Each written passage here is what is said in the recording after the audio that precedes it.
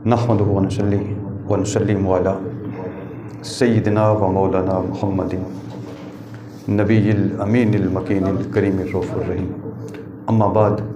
फ़ाऊज़ु बिल्लाहि मिनश शैतानिर रजीम। बिस्मिल्लाहिर रहमानिर रहीम।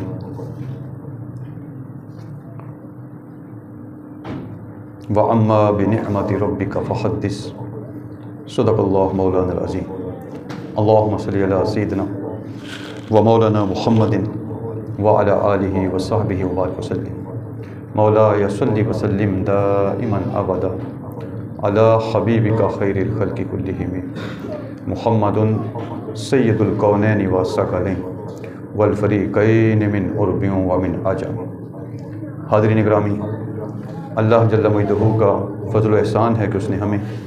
अपने हबीब मुकर्रम सल्लल्लाहु अलैहि वसल्लम की उम्मत में पैदा फरमाया और हुज़ूर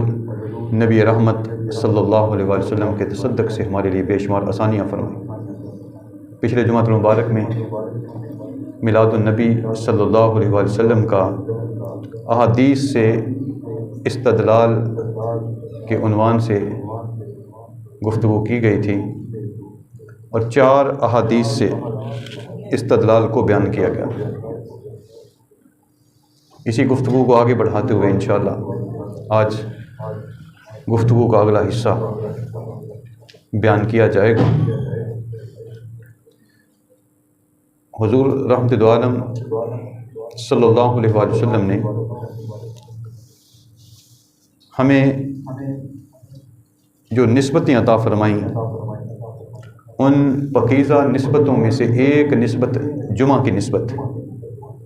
जुमा का दिन ख़ास अहमियत और फ़जीलत वाला है और इसे सैयदुल अय्याम कहा जाता है, यानी दिनों का सरदार। इस दिन गुस्ल करना, साफ़ सुथरे या नए कपड़े पहनना, खुशबू लगाना, कारोबार ज़िंदगी को छोड़ते हुए तरक करते हुए मस्जिद में आना, इज्तिमा जुमे के इज्तिमा में शरीक होना, ये उमूरे मसनूना है, सुन्नत अमल है। और हुज़ूर नबी अकरम सल्लल्लाहु अलैहि वसल्लम ने इस दिन ज़्यादा से ज़्यादा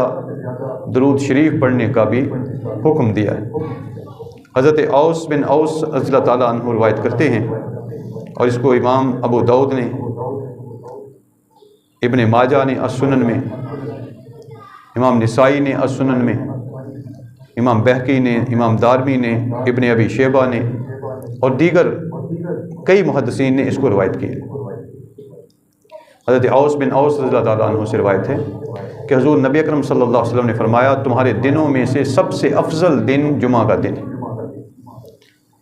इस दिन हज़रत आदम अलैहिस्सलाम की तख्लीक हुई, यानी इस दिन हज़रत आदम अलैहिस्सलाम की खिलकत हुई और आपको लिबासे बशरियत से सरफराज किया गया और इस रोज़ उनकी रूह कब्ज़ की गई और इसी रोज़ सूर फूंका जाएगा।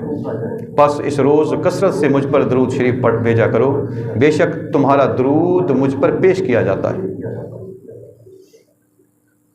तो इससे ये बात साबित होती है कि जुमातुल मुबारक जो है ये ख़ास दिन है, फ़जीलत वाला दिन है और इस दिन खुसूसी एहतमाम करने का हुक्म है। और वो खुसूसी एहतमाम जो है उसमें नमाज जुमा का एहतमाम भी है, उसकी तैयारी भी है और हुज़ूर नबी अकरम सल्लल्लाहु अलैहि वसल्लम पर बतौर ख़ास दरूद व सलाम पढ़ना भी। और फिर हदीस पाक में इस दिन को ईद का दिन करार दिया गया, जुमा के दिन को। और इस हदीस को इब्न माजा ने रवायत किया। हज़रत अब्दुल्ला इब्न अब्बास रज़ियल्लाहु अन्हुमा रवायत करते हैं कि हुज़ूर नबी अकरम सल्लल्लाहु अलैहि वसल्लम ने फरमाया, बेशक ये ईद का दिन है जिसे अल्लाह ताला ने तुम्हारे लिए, जिसे अल्लाह ताला ने मुसलमानों के लिए बनाया है, यानी बरकत वाला बनाया है। बस जो कोई जुमा की नमाज के लिए आए तो गुस्ल करके आए और अगर हो सके तो खुशबू लगा कर आए और तुम पर मिसवाक करना लाजमी है। ये जुमे की अहमियत आका सल्लल्लाहु अलैहि वसल्लम ने बयान फरमाई। और इन्ना हाज़ा यौमुन ईद, کے الفاظ، یہ جمعہ کا دن جو ہے عید کا دن ہے، ان ھذا یوم عید، جمعہ کا دن عید کا دن ہے۔ اور امام احمد بن حنبل نے حضرت ابو ہریرہ رضی اللہ تعالیٰ عنہ سے روایت کیا، اور اس حدیث کو امام احمد بن حنبل کے علاوہ ابن خزیمہ نے الصحیح میں، ابن راہویہ نے المسند میں، امام حاکم نے المستدرک علی الصحیحین میں روایت کیا کہ حضور نبی اکرم صلی اللہ علیہ وسلم نے ارشاد فرمایا، بے شک یوم جمعہ عید کا دن ہے، پس تم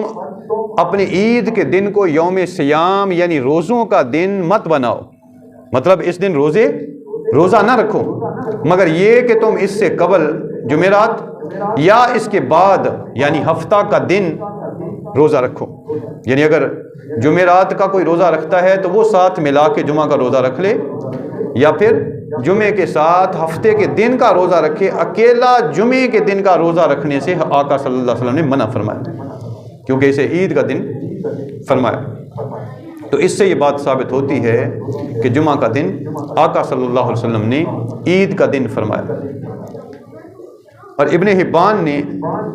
الصحیح میں روایت کیا، اور وہ فرماتے ہیں حضرت ابو اوبر سے، اور وہ روایت کرتے ہیں کہ میں حضرت ابو ہریرہ رضی اللہ تعالیٰ عنہ کے پاس بیٹھا ہوا تھا کہ ایک شخص نے ان کے پاس ذکر آ کر کہا کہ آپ نے لوگوں کو جمعہ کے دن روزہ رکھنے سے منع فرمایا ہے۔ آپ نے فرمایا، یعنی حضرت ابو ہریرہ نے،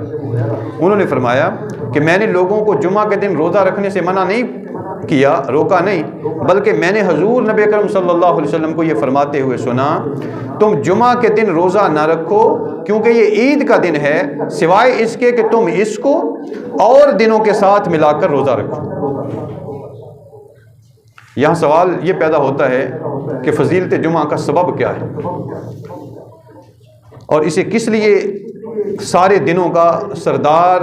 اور یوم عید قرار دیا گیا؟ تو اس سوال پر اگر غور کریں تو حدیث پاک میں جو کہ گزشتہ احادیث بیان کی گئی ہیں، اس میں اللہ تبارک و تعالیٰ کے نبی نے یہ نسبت حضرت آدم علیہ السلام کے ساتھ مخصوص فرمائی کہ اسی روز آدم علیہ السلام کی تخلیق ہوئی، یہ آدم علیہ السلام کی تخلیق کا دن ہے، اس وجہ سے اللہ تعالیٰ نے اس دن کو اتنی اہمیت اور اتنی فضیلت عطا فرمائی، اور نبی صلی اللہ علیہ وسلم نے بیان فرمائی۔ بس اگر جمعے کا دن حضرت آدم علیہ السلام کی نسبت کی وجہ سے، ان کی تخلیق کی نسبت کی وجہ سے عید کا دن بن سکتا ہے، تو پھر حضور نبی رحمت صلی اللہ علیہ وسلم کی ولادت کا دن عیدوں کی عید کیوں نہیں؟ وہ تو اور بھی بڑھ کر اس بات کا مستحق ہے، اس لیے کہ حضور نبی رحمت صلی اللہ علیہ وسلم تو خود سید الانبیاء والمرسلین ہیں، اور آپ کی فضیلت اور آپ کا رتبہ اور آپ کا درجہ تمام نبیوں سے بڑھ کر ہے۔ تو اگر ایک حضرت آدم علیہ السلام کی نسبت سے جمعہ کا دن عید کا دن بن سکتا ہے، تو پھر حضور نبی اکرم صلی اللہ علیہ وسلم کی ولادت کا دن عیدوں کی عید کیوں نہیں؟ تو اس لیے جمعہ کا دن جو ہے بطور خاص اہمیت کا حامل ہے، اور آقا صلی اللہ علیہ وسلم نے اس روز بطور خاص کثرت کے ساتھ درود و سلام پڑھنے کا بھی حکم فرمایا، پس اس روز کثرت سے مجھ پر درود شریف پڑھا کرو، آقا صلی اللہ علیہ وسلم نے حکم دیا۔ لہٰذا اس دن عاشقان رسول درود شریف کا اجتماعی ورد کرتے ہیں، اور اس دن محفل میلاد اور محفل صلاۃ و سلام کا زیادہ سے زیادہ اہتمام کیا جاتا ہے۔ یہی وجہ ہے کہ جمعہ کے دن ہم نماز جمعہ کے بعد مسجد میں کھڑے ہو کے درود و سلام عرض کرتے ہیں، کیونکہ جمعہ کے دن بطور خاص حکم ہے درود و سلام بھیجنے کا۔ اور حدیث پاک میں یہ بھی ہے کہ صحابہ کرام نے عرض کیا، یا رسول اللہ صلی اللہ علیہ وسلم، ہمارا درود آپ کے وصال کے بعد، اس کو صحیح کریں، ہمارا درود آپ کے وصال کے بعد کیسے آپ پر پیش کیا جائے گا؟ تو آپ صلی اللہ علیہ وسلم نے فرمایا کہ بے شک اللہ تعالیٰ نے زمین پر حرام کر دیا ہے کہ وہ انبیاء کرام علیہ السلام کے جسموں کو کھائے، مطلب یہ کہ میرے جسم کو بھی اللہ تعالیٰ سلامت رکھے گا، اور اللہ تعالیٰ جیسے حیات ظاہری میں مجھ پر درود آپ کا پہنچایا جاتا ہے، پیش کیا جاتا ہے، ایسے ہی اللہ تعالیٰ میرے وصال کے بعد بھی مومنوں کا، مسلمانوں کا درود میری بارگاہ میں پہنچائے اور یہ درود میری بارگاہ میں پیش کیا جائے۔ اب اس اگلی حدیث جو ہے وہ حضرت عیسیٰ علیہ السلام کی نسبت والی حدیث ہے۔ حضور تاجدار کائنات صلی اللہ علیہ وسلم معراج کی رات، سفر معراج کے دوران جب بیت اللحم کے قریب سے گزرے تو اس موقع پر حضور نبی اکرم صلی اللہ علیہ وسلم کو ایک مقام پر 2 رکعت نماز پڑھنے کا حکم یا 2 رکعت نماز پڑھنے کے لیے کہا گیا، اور اس حدیث کو امام نسائی نے السنن میں روایت کیا کتاب الصلاۃ میں، اور امام طبرانی نے روایت کیا، امام بزار نے روایت کیا، امام طبرانی نے الموجب الکبیر میں روایت کیا، امام حیثمی نے، امام عسقلانی نے روایت کیا، یعنی کثیر محدثین نے اس حدیث کو روایت کیا۔ آقا صلی اللہ علیہ وسلم ارشاد فرماتے ہیں کہ معراج کے دوران، اور اس حدیث کو حضرت انس بن مالک اس کے راوی ہیں، آپ نے فرمایا کہ جبرائیل نے بیت اللحم کے مقام پر مجھ سے کہا کہ آپ براق سے اتریے اور نماز پڑھیے۔ میں نے اتر کر نماز ادا کی، بس اس نے کہا، یعنی جبرائیل علیہ السلام نے آپ سے پوچھا، استفسار کیا، اور اس نے کہا کہ آپ جانتے ہیں کہ آپ نے کہاں نماز ادا کی ہے؟ آپ نے بیت اللحم میں نماز ادا کی ہے جہاں عیسیٰ علیہ السلام کی پیدائش ہوئی تھی۔ یعنی حضور نبی اکرم صلی اللہ علیہ وسلم بطور خاص اس کا ذکر فرما رہے امت کے لیے کہ مجھے جبرائیل امین نے بیت اللحم کے اس مقام پر جہاں حضرت عیسیٰ علیہ السلام کی ولادت ہوئی تھی، پیدائش ہوئی تھی، نماز پڑھنے کے لیے اور رکنے کے لیے کہا تھا، رک کر براق سے اتر کر نماز پڑھنے کے لیے کہا تھا۔ تو اس حدیث مبارکہ سے یہ معلوم ہوا کہ اگر کسی چیز کی نسبت حضرت عیسیٰ علیہ السلام کے ساتھ ہے، ان کی ولادت کے ساتھ ہے، تو اللہ تعالیٰ نے اس مقام ولادت کو شرف بخشنے کے لیے اور اس کی فضیلت میں اور زیادہ اضافہ کرنے کے لیے اپنے محبوب صلی اللہ علیہ وسلم کو وہاں نماز پڑھنے کے لیے کہا، تاکہ حضور کی سنت بھی بن جائے کہ جہاں نبیوں کی ولادت ہوتی ہے وہ کوئی عام جگہ نہیں ہوتی۔ تو جہاں حضرت عیسیٰ علیہ السلام کی ولادت ہوئی وہاں تو حضور نبی اکرم صلی اللہ علیہ وسلم نے نماز ادا کر کے اس کے شرف اور اس کی فضیلت میں اور زیادہ اضافہ کر دیا اور دنیا کو اس کی اہمیت سے آگاہ کر دیا۔ تو جس مقام پر حضرت محمد مصطفیٰ سید الانبیاء والمرسلین اور خاتم النبیین کی ولادت ہوئی، حضور کا وہ مولد شریف، وہ آپ کی پیدائش کی جگہ جو ہے وہ کتنی متبرک، کتنی اعلیٰ اور رفع اور وہ کتنی فضیلت والی جگہ ہے جہاں ہمارے نبی کی پیدائش ہوئی۔ بس حضور نبی اکرم صلی اللہ علیہ وسلم کی امت میں یہ ایک معمول رہا ہے پچھلی تاریخ میں۔ یہ جو اس وقت حکومت ہے سعودیوں کی، آل سعود کی، ان کی حکومت سے پہلے وہاں معمول تھا کہ لوگ ہر سال مکہ میں میلاد النبی کا جشن مناتے تھے اور حضور کی ولادت گاہ پہ، حضور کے مولد پاک پہ لوگ اکٹھے ہو کے وہاں مل کر درود و سلام کے نذرانے پیش کرتے تھے۔ تو یہ اس حدیث پاک سے ثابت کہ اگر حضرت عیسیٰ علیہ السلام کی ولادت گاہ پہ اور آپ کی جائے پیدائش پہ نبی صلی اللہ علیہ وسلم نماز پڑھ کے اس کے شرف میں اضافہ فرما سکتے ہیں اور اس کی فضیلت کا لوگوں کو بتلا سکتے ہیں، تو پھر حضور کی ولادت گاہ جو ہے وہ کتنی زیادہ فضیلت والی اور کتنی زیادہ شرف اور قدر و منزلت والی ہے۔ اور اگر حضرت عیسیٰ علیہ السلام کی ولادت گاہ پر ہمارے نبی کو نماز پڑھنے کے لیے فرمایا گیا اور آپ نے نماز پڑھی، تو اس سے یہ بات ثابت ہوتی ہے کہ اگر حضرت عیسیٰ علیہ السلام کی ولادت کی جگہ اتنی اہمیت والی ہے تو ہمارے نبی کی ولادت کی رات یا ولادت کا دن یا ولادت کی گھڑیاں اور میلاد پاک کی گھڑیاں جو ہے وہ فضیلت والی کیوں نہیں؟ ان کو کیوں نہیں منایا جانا چاہیے؟ یہ تو حضور رحمت دو عالم صلی اللہ علیہ وسلم کی محبت ہے، جس کے حصے میں جتنی آ جائے اور وہ اسی قدر زیادہ خوشیاں مناتا۔ پھر اسی طرح ایک اور حدیث پاک حضور رحمت دو عالم صلی اللہ علیہ وسلم کے حوالے سے، آپ صلی اللہ علیہ وسلم نے سوموار پیر کے دن کا روزہ رکھا اور روزہ رکھ کر اپنی ولادت کی آقا صلی اللہ علیہ وسلم نے خود خوشی منائی۔ حضور کے میلاد کی خوشی حضور نے خود روزہ رکھ کے منائی۔ امام مسلم نے اس کو روایت کیا الصحیح میں۔ حضرت ابو قتادہ انصاری رضی اللہ تعالیٰ عنہ سے مروی ہے کہ رسول اللہ صلی اللہ علیہ وسلم سے پیر کے دن روزہ رکھنے کے بارے میں سوال کیا گیا تو آپ صلی اللہ علیہ وسلم نے فرمایا کہ اسی روز میری ولادت ہوئی اور اسی روز میری بعثت ہوئی، یعنی مجھ پر میری نبوت، اعلان نبوت ہوا، اور اسی روز میرے اوپر قرآن نازل کیا گیا۔ یعنی وہ سوموار کا پیر کا دن ہے،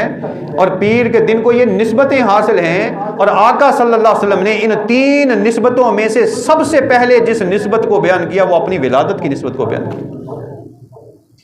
سب سے پہلے حضور نے اپنی میلاد کی نسبت کو بیان فرمایا کہ اسی روز میں پیدا ہوا، میری ولادت ہوئی، اس لیے میں یہ پیر کے دن کا روزہ رکھتا ہوں۔ اس کا مطلب ہے کہ آقا صلی اللہ علیہ وسلم نے پیر کے دن کا روزہ رکھ کے اپنا میلاد خود منایا ہے۔ اب بعض لوگ کہتے ہیں کہ حضور نے تو پیر کے دن کا روزہ رکھا تو آپ روزہ کیوں نہیں رکھتے؟ بھئی روزہ رکھنا جو ہے آقا صلی اللہ علیہ وسلم کا معمول تھا، اور حضور رحمت دو عالم صلی اللہ علیہ وسلم کا ہر عمل امت کے لیے حجت نہیں، یعنی واجب نہیں ہے امت کے لیے۔ ہر عمل آقا صلی اللہ علیہ وسلم تو صوم وصال بھی رکھتے تھے، پے در پہ روزے رکھتے تھے، اور جب صحابہ کرام نے آپ کی طرف دیکھا دیکھی روزے رکھنے شروع کر دیے تھے تو حضور نبی اکرم صلی اللہ علیہ وسلم نے دیکھا کہ میرے صحابہ کمزور ہوتے جا رہے ہیں، تو چونکہ جہاد کا زمانہ تھا، جنگ و جدل کا زمانہ تھا،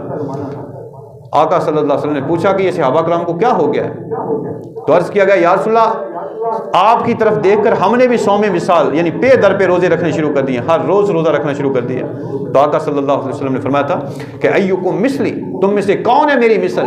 انی ابیت یطعمنی و یسقینی عند ربی، میں تو رات اس حالت میں گزارتا ہوں کہ میرا رب مجھے کھلاتا بھی اور پلاتا بھی۔ کہ تم میں سے کون میری طرح ہے؟ لہٰذا میرے ہر عمل پر تمہیں عمل کرنا ضروری نہیں ہے۔ ایک تو یہ بات، دوسری یہ بات کہ حضور تاجدار کائنات صلی اللہ علیہ وسلم کی اپنی یہ پسند تھی، آپ نے اپنی ولادت کو روزہ رکھ کے منایا ہے،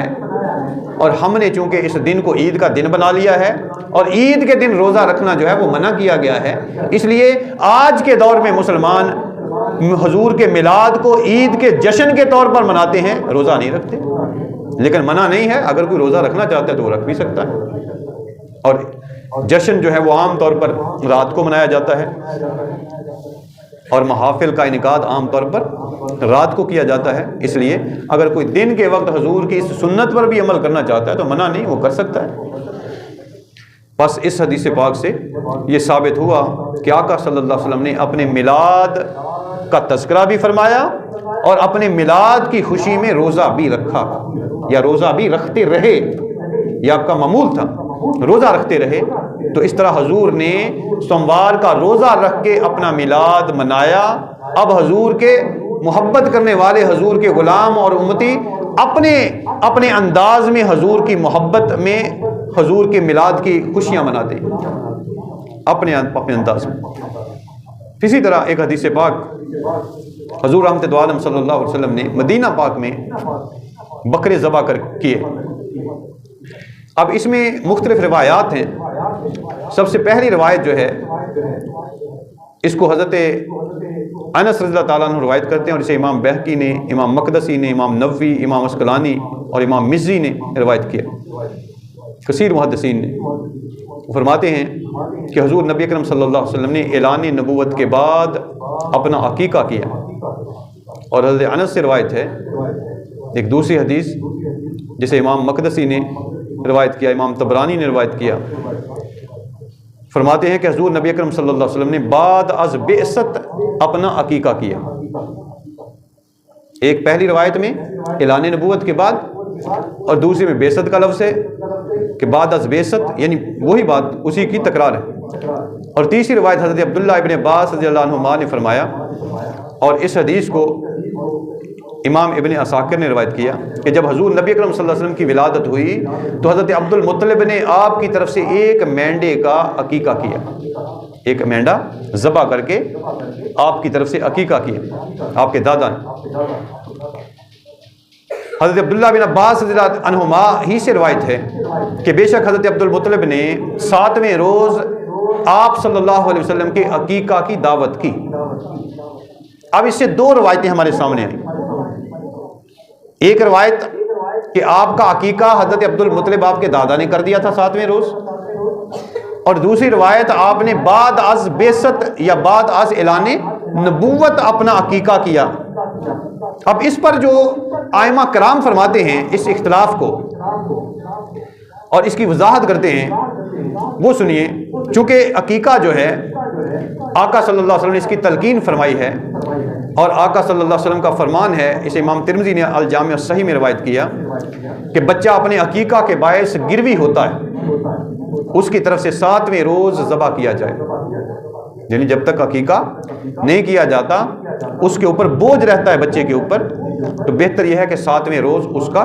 عقیقہ کیا جائے، اور 7ویں روز ہی اس کے بال اتارے جائیں اور اس کا نام بھی رکھا جائے، یہ سنت ہے 7ویں روز۔ لیکن اگر کوئی نہیں کر سکتا 7ویں روز تو عقیقہ جب مرضی ہو سکتا ہے، اس لیے کہ یہ صدقہ ہے۔ تو اس سے یہ بات ثابت ہوتی ہے کہ آقا صلی اللہ علیہ وسلم نے عقیقہ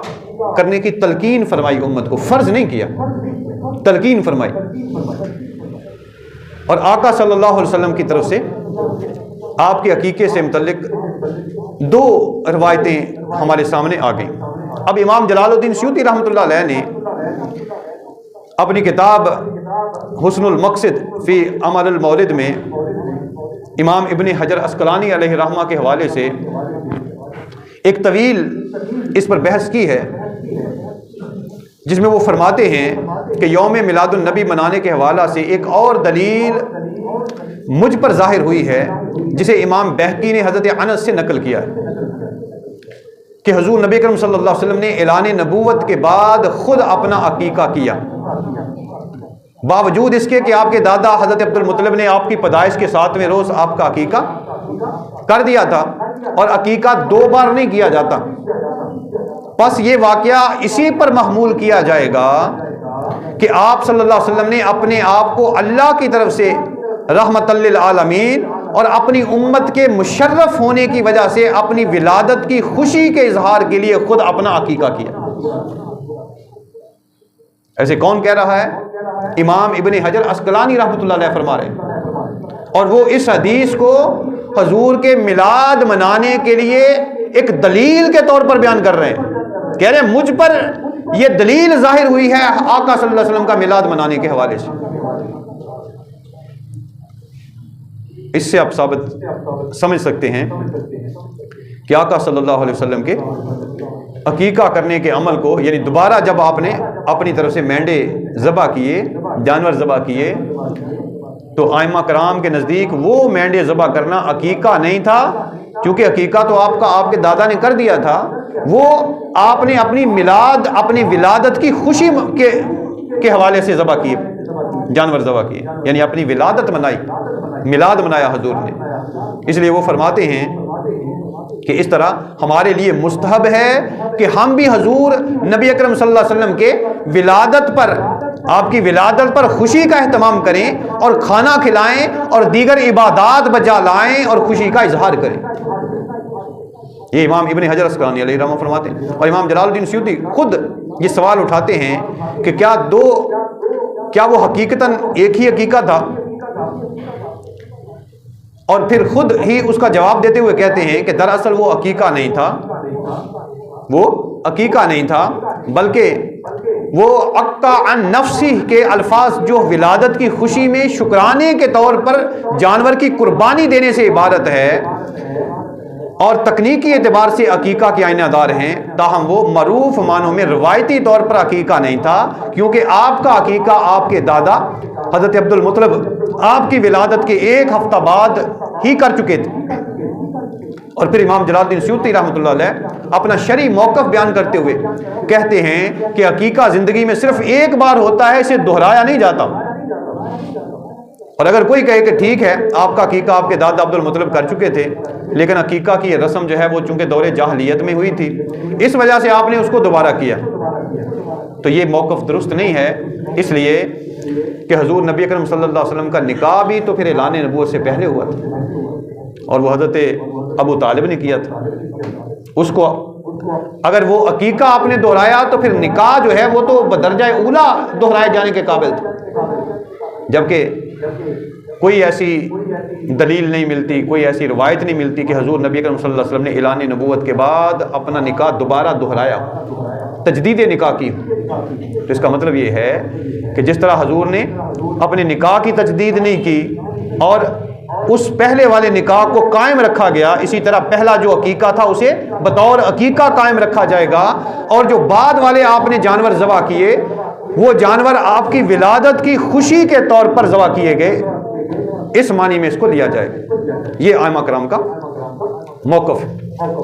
تو اس سے یہ بات ثابت ہوتی ہے کہ حضور نبی اکرم صلی اللہ علیہ وسلم کی ولادت کی خوشی میں جانور ذبح کرنا، کھانا کھلانا اور عبادات بجا لانا یہ آقا صلی اللہ علیہ وسلم کی سنت ہے. اور پھر ایک حدیث پاک جو آج کی گفتگو کے حوالے سے آخری حدیث ہے، اس کو پہلے ہم کسی گفتگو میں بیان کر چکے ہیں اور یہ امام بخاری نے اسے الصحیح میں روایت کی ہے. چونکہ یہ مشہور روایت ہے، آپ لوگوں نے سنی ہوئی ہے، اور حضور نبی اکرم صلی اللہ علیہ وسلم کے جشن ولادت منانے کے حوالے سے ایک بہت بڑی سند بھی اور بہت بڑی دلیل ہے یہ حدیث پاک. اور اس کا اندازہ آپ اس سے لگا سکتے ہیں کہ اسے امام بخاری نے روایت کیا الصحیح میں. حضور تاجدار کائنات صلی اللہ علیہ وسلم جب پیدا ہوئے،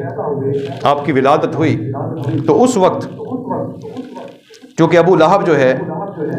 وہ رشتے میں آپ کا چچا لگتا تھا، تو بھتیجے کے پیدا ہونے پر خوشی تو ہوتی ہے چچا کو، کیونکہ اس وقت تک تو اسے معلوم نہیں تھا کہ اس کے ساتھ کل کو کیا ہونا ہے. یار اس بچے نے بڑے ہو کے اعلان نبوت کرنا ہے اور اس نے دشمن بننا ہے، یہ اس کو معلوم نہیں تھا. تو اس لیے جب آقا صلی اللہ علیہ وسلم کی ولادت ہوئی تو اس کی ایک لونڈی تھی جس کا نام سویبہ تھا.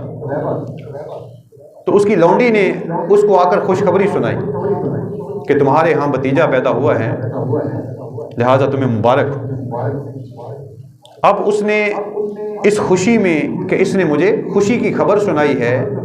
اپنی ان دو انگلیوں سے، شہادت والی انگلی اور اس کے ساتھ درمیانی انگلی، دونوں کو ملا کے ابو لہب نے اشارہ کیا اور کہا کہ تو آزاد ہے. تو نے مجھے اچھی خبر سنائی، ولادت کی خبر، بھتیجے کی پیدائش کی خبر سنائی، لہذا تو آزاد ہے. آزاد کر دیا لونڈی کو. اب اس کو امام بخاری نے روایت کیا کہ جب اس نے آزاد کر دیا اور پھر اس کے بعد وقت گزرتا رہا اور اس کی وفات ہوئی، حالانکہ اس کی مذمت میں قرآن کی ایک پوری سورۃ اللہب اللہ تعالیٰ نے نازل فرمائی. اس کے کفر میں کسی کو شک نہیں، کسی کو تردد نہیں ہو سکتا، اس لیے کہ اس کے کفر پر دلیل قرآن کی موجود ہے. تبت یادا ابی لہب وتب ما اغنی عنہ مالہ وما کسب سیصلی نارا ذات لہب وامرأتہ حمالۃ الحطب فی جیدہا حبل من مسد. تو یہ پوری صورت چونکہ اس کی مذمت میں اتری تو اس کے کفر صریح میں کسی کو شک نہیں ہو سکتا ابو لہب کے. اس کے باوجود صحیح بخاری کی یہ حدیث جو ہے اس میں ہے کہ جب وہ مر گیا اور اس کو مرنے کے بعد اس کو کسی نے خواب میں دیکھا، اور ایک حدیث پاک میں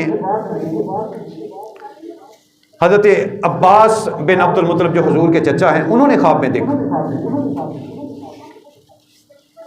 اور اس حدیث کو جو یہ واقعہ ہے حضرت زینب بنت ابی سلمہ نے اس کو روایت کیا، اور محدثین کی کثیر تعداد نے واقعہ میلاد کے تناظر میں اس حدیث کو بیان کیا. اور جب وہ خواب میں ملا حضرت عباس رضی اللہ تعالیٰ عنہ کو، تو انہوں نے پوچھا کہ بتا تیرا کیا حال ہے، تیرے ساتھ کیا معاملہ پیش آیا مرنے کے بعد. تو اس نے کہا ابو لہب نے کہ میں بہت سخت عذاب میں ہوں، اس سے کبھی چھٹکارا نہیں ملتا. ہاں مجھے اس انگلی سے قدرے سراب کیا جاتا ہے، یعنی بعض جگہوں پر 2 انگلیوں کا ذکر ہے، بعض میں ایک روایت اس کا ذکر ہے کہ مجھے اس انگلی سے جس سے میں نے محمد صلی اللہ علیہ وسلم کی ولادت کی خوشی میں سویبہ کو آزاد کر دیا تھا، سیراب کیا جاتا ہے، یعنی مجھے پلایا جاتا، پانی پلایا جاتا ہے، مشروب پلایا جاتا ہے۔ تو اس پر بڑے بڑے ائمہ جو ہیں ان کی شروحات ہیں، شرح ہیں۔ حافظ ابن حجر اسقلانی علیہ رحمہ اس پوری حدیث کو بیان کرنے کے بعد آپ فرماتے ہیں کہ امام احمد کے ایک قول اور مالکی اور حنفاء حنفی فقہا کے مطابق حدیث مرسل مطلقاً مقبول ہوتی ہے، چونکہ یہ حدیث مرسل ہے۔ اور امام شافعی یہ کہتے ہیں کہ اگر کسی اور سند، خواہ وہ سند متصل ہو یا مرسل، سے مرسل روایت کی تائید ہو جائے تو وہ مقبول ہے، ورنہ نہیں۔ اب اس پر تبصرہ کرتے ہوئے وہ کہتے ہیں، حافظ شمس الدین محمد بن عبداللہ جزری علیہ رحمہ وہ لکھتے ہیں کہ حضور نبی کرم صلی اللہ علیہ وسلم کی ولادت کے موقع پر خوشی منانے کے اجر میں اس ابو لہب کے عذاب میں بھی تخفیف کر دی جاتی ہے، کمی کر دی جاتی ہے، جس کی مذمت میں قرآن حکیم کی ایک پوری صورت نازل ہوئی ہے۔ تو امت محمدیہ کے اس مسلمان کو ملنے والے اجر و ثواب کا کیا عالم ہوگا جو آپ کے میلاد کی خوشی مناتا ہے اور آپ کی محبت و عشق میں حسب استطاعت خرچ کرتا ہے۔ خدا کی قسم، میرے نزدیک اللہ تعالیٰ ایسے مسلمان کو اپنے حبیب مکرم صلی اللہ علیہ وسلم کی ولادت کی خوشی کے طفیل اپنی نعمتوں سے بھری جنت عطا فرمائے۔ یہ امام جزری نے فرمایا۔ اور اسی طرح امام حافظ شمس الدین محمد بن ناصر الدین دمشقی فرماتے ہیں کہ یہ بات پایا ثبوت کو پہنچ چکی ہے کہ میلاد النبی کی خوشی میں سویبہ کو آزاد کرنے کے صلہ میں ہر پیر کے روز ابو لہب کے عذاب میں کمی کر دی جاتی ہے، کمی کر دی جاتی ہے، یعنی اب بھی کمی ہوتی ہے۔ یہ بات پایا ثبوت کو پہنچ چکی ہے۔ اور شیخ عبدالحق محدث دہلوی علیہ رحمہ اس حدیث پر تبصرہ کرتے ہوئے فرماتے ہیں کہ یہ روایت موقع میلاد پر خوشی منانے اور مال صدقہ کرنے والوں کے لیے دلیل اور سند ہے۔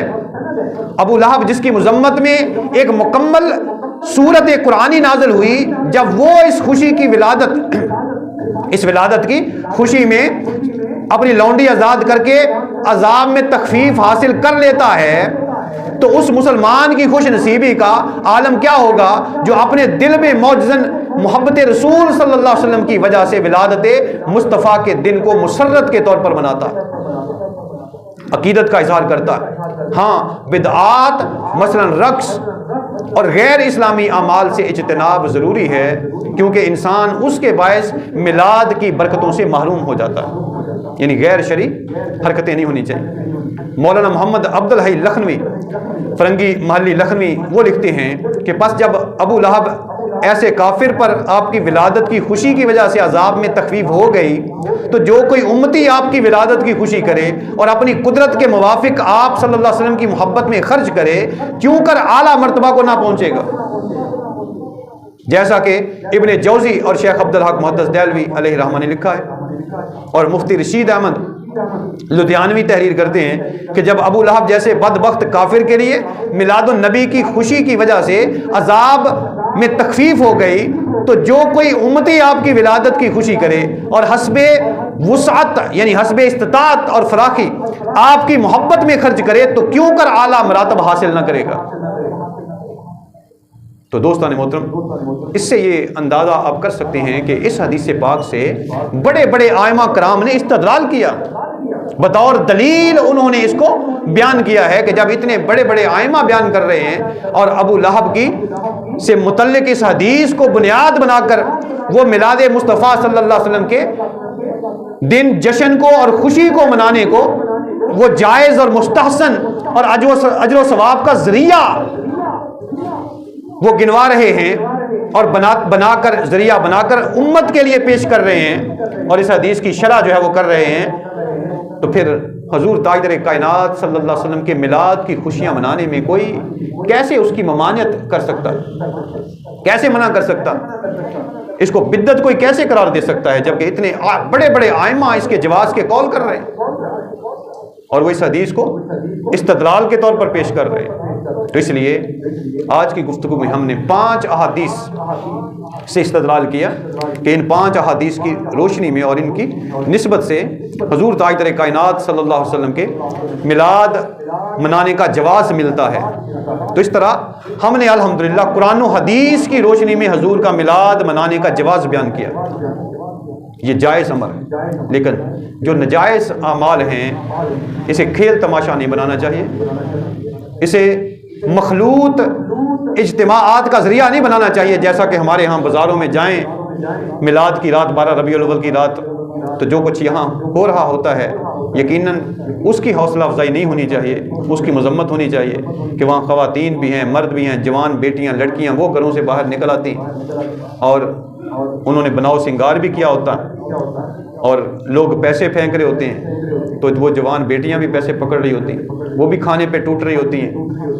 تو اس سے ایک بے حیائی کا ماحول پیدا ہوتا ہے۔ تو یقیناً ایسا عمل جو ہے وہ سراسر غلط ہے، گناہ ہے، اس کی مذمت کی جانی چاہیے۔ اور حضور نبی اکرم صلی اللہ علیہ وسلم کی محبت میں آپ کی ولادت کی خوشیاں منانا، اجتماعات منعقد کرنا، گھر میں محفلیں منعقد کرنا، لوگوں کو کھانا کھلانا، یہ از روئے قرآن و سنت بالکل درست عمل اور جائز۔ اللہ تعالی ہمیں قرآن و سنت پر عمل کی توفیق عطا فرمائے۔ وما علیہ الا البلاغ۔